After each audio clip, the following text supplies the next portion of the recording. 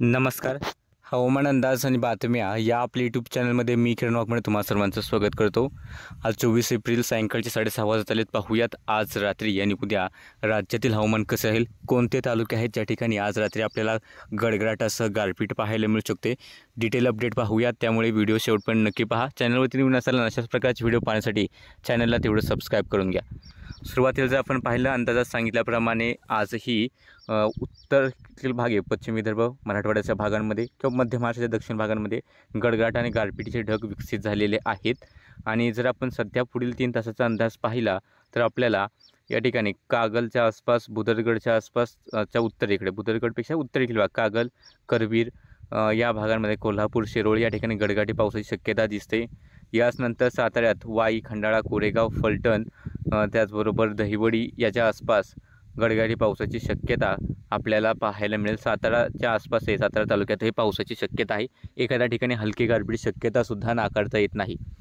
याच नंतर जर पाहिलं तर इकडे बारामती, पुरंदरच्या आसपासही गडगडाटी पावसाची शक्यता आज रात्री पाहायला मिळेल. इंदापूरच्या आसपास थोडासा गडगडाट आणि पाऊस होईल.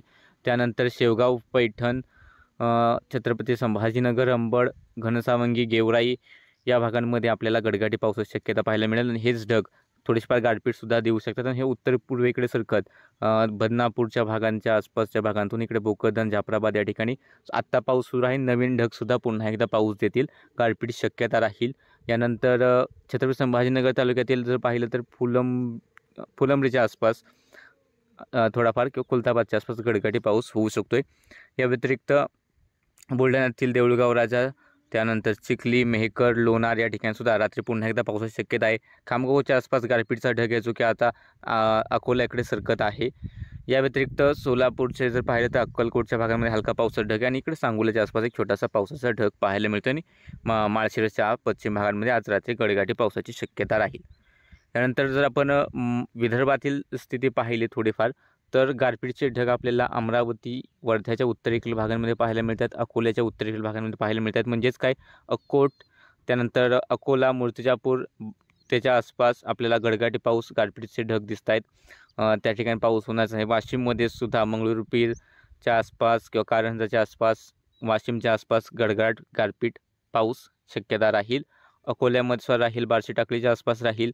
यानंतर अमरावतीपासून ते इकडे पूर्वेकडील भाग आहे, या पट्ट्यामध्ये आपल्याला गडगडाटी पावसाची शक्यता पाहायला मिळते. साधारणतः आष्टी, कारंजा, आर्वी या भागांमध्ये गडगडाट पाऊस, गारपीट होईल. मोर्शी, वरुड, नरखेड, काटोल, सावनेर, रामटेक या ठिकाणी सुद्धा गडगडाटी पावसाची शक्यता आज रात्रीसाठी राहील. तसेच यवतमाळच्या एखाद्या भागांमध्ये आपल्याला उत्तरेकडील भागांमध्ये गडगडाट आणि पाऊस होऊ शकतो. हिंगोलीतील काही भागांमध्ये हलका गडगडाट आणि पाऊस होण्याची शक्यता आज रात्रीसाठी राहील. जे आपण तालुके सांगितले आहेत, या तालुक्यांव्यतिरिक्तही एखाद्या ठिकाणी आपल्याला थोडाफार गडगडाटासह पावसाची शक्यता पाहायला मिळेल. आणि यानंतर उद्याची स्थिती पाहिली तर उद्या आपला असा अंदाज आहे की हे जो पाऊस आहे तो अजून मध्य महाराष्ट्रातील कोल्हापूर, सांगली, सातारा, पुणे, नगर, छत्रपती संभाजीनगर, नाशिक, धुळे, नंदुरबार, जळगावचे काही भाग असतील, जालना, बुलढाणा, अकोला, अमरावती हा जो काही पट्टा आहे, या पट्ट्यामध्ये किंवा बीडचा भाग असेल, या ठिकाणी आपल्याला उद्यासुद्धा गडगडाटी पाऊस, वादळी वाऱ्यासह पाहायला मिळेल. व्याप्ती थोडीफार कमी अधिक राहील, पण गारपिटीची शक्यता मात्र कायम राहताना दिसते, त्यामुळे सावध राहा. या व्यतिरिक्त शेजारचेच भाग असतील नागपूर, भंडारा, गोंदिया, वर्धा, यवतमाळ, हिंगोली, परभणी, बीड, धाराशिव, सोलापूरचे एक दुसरे भाग, या ठिकाणी विखुरलेल्या स्वरूपात गडगडाटी पाऊस होऊ शकतोय. त्यानंतर सिंधुदुर्ग, रत्नागिरी, रायगडचे एखादा घाटाच्या आसपासच्या भागांमध्ये थोडाफार गडगडाट आणि हलका पाऊस होऊ शकतो. चंद्रपूर, गडचिरोली, नांदेड, लातूर, धाराशिवच्या दक्षिण भागांमध्ये विशेष मोठ्या पावसाची शक्यता आहे. मुंबई, ठाणे, पालघरकडे सुद्धा सध्या तरी विशेष पावसाची शक्यता आपल्याला दिसत नाही आहे. या अंदाजामध्ये काय बदल झाला तर उद्या सकाळचा सुद्धा व्हिडिओ असतो आपला, त्यामुळे नक्कीच कळवू. मात्र सध्या तरी आपल्याला राज्यात पावसाची शक्यता कायम राहताना दिसते. जिल्हे जरी बदलणार असले तरी सुद्धा पाऊस मात्र पुढील 2 ते 3 दिवस तरी थांबण्याची शक्यता नाही. आणि तिथून पुढे सुद्धा शक्यता बनेल कारण त्यावरची आपण अपडेट्स देऊच. तसंच आपण साप्ताहिक अंदाजामध्ये सुद्धा ह्याच प्रकारचा अंदाज दिलता. विदर्भ, मराठवाड्याचे दक्षिण भाग, त्यानंतर हळूहळू उत्तरेकडे, पश्चिमेकडे हा पाऊस सरकत जाऊन उत्तर महाराष्ट्राच्या आसपास सुद्धा पाऊस होण्याची शक्यता आहे. तर ती शक्यता आता उद्या आपल्याला बनताना दिसते. यानंतर जर आपण पाहिलं की तापमान कसं राहू शकते, त्यानंतर आजचे तापमान काय होतं ते सुद्धा पाहूया. हवामान विभागाचे इशारे सुद्धा पाहूयात. तर उद्या जळगाव, पासून ते अकोल्यापर्यंतचा उत्तरेकडील भाग असेल आणि विदर्भाचे पूर्वेकडील भाग चंद्रपूर, भंडारा, गोंदिया, गडचिरोली, परभणी, नांदेडचे भाग आहे त्या ठिकाणी तापमान 40 ते 42 अंश सेल्सिअस दरम्यान राहण्याची शक्यता आहे. राहिलेला संपूर्ण मराठवाडा, संपूर्ण विदर्भातील भाग 38 ते 40 अंश सेल्सिअस. मध्य महाराष्ट्राचे पूर्वेकडील भाग नाशिक, नगर, सातारा, पुण्याच्या पूर्वेकडील भागांमध्ये तापमान 38 ते 40. सोलापूरच्या आसपासच्या भागांमध्ये तापमान 40 अंश सेल्सिअसच्या आसपास राहील. यानंतर मध्य महाराष्ट्रातील राहिलेले भाग आहे त्या ठिकाणी तापमान 38 ते 39 अंश सेल्सिअसच्या आसपास आपल्याला पाहायला मिळू शकते. आणि मध्य महाराष्ट्रानंतर इकडे कोकणातील अंतर्गत भागांमध्ये तापमान 38 ते 40 आणि किनारपट्टीला हे तापमान 34 ते 36 अंश सेल्सिअसच्या आसपास पाहायला मिळेल. यानंतर जर आपण पाहिलं की हवामान विभागाचे काय इशारे आहेत, तर आज हवामान विभागाने आपण दुपारी एक छोटासा व्हिडिओ बनवला, त्यात सांगितलं होतं की वाशिम, यवतमाळच्या भागांमध्ये तसेच चंद्रपूरच्या भागांमध्ये हवामान विभागाने ऑरेंज अलर्ट दिला आहे गारपिटीचा.